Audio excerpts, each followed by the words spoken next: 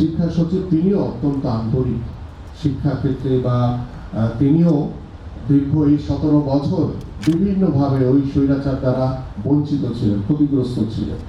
তা আমার মনে হয় মানিক ভাই সহ বসে আমাদের যারা আমাদের শিক্ষক মণ্ডলী যারা রয়েছে, বসে আলোচনার মাধ্যমে এই সমস্যাগুলো ইনশাআল্লাহ আপনারা সমাধান করে নেবেন।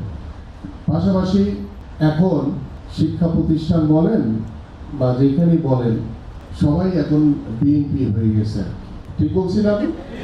হ্যাঁ, সবাই বিএনপি। আমি বলছি এই কারণে কথাটা, যারা শিক্ষক শিক্ষিকা, আপনাদের কারো বিএনপি হওয়া দরকার।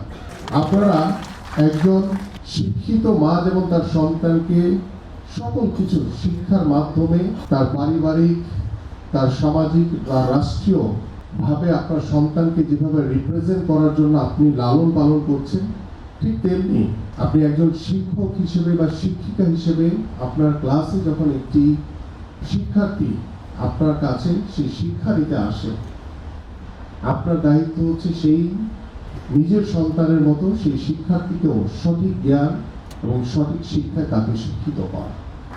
কারণ প্রত্যেকটি বাবা মা তার সন্তানকে স্কুলে পাঠায় কিংবা কলেজে পাঠায়, তার সন্তান যাতে আপনার মাধ্যমে সঠিক শিক্ষা, ভালো শিক্ষা, স্বশিক্ষা, গুণগত শিক্ষার যে মান সেটা যাতে সঠিকভাবে প্রত্যেকটি শিক্ষার্থী পায়।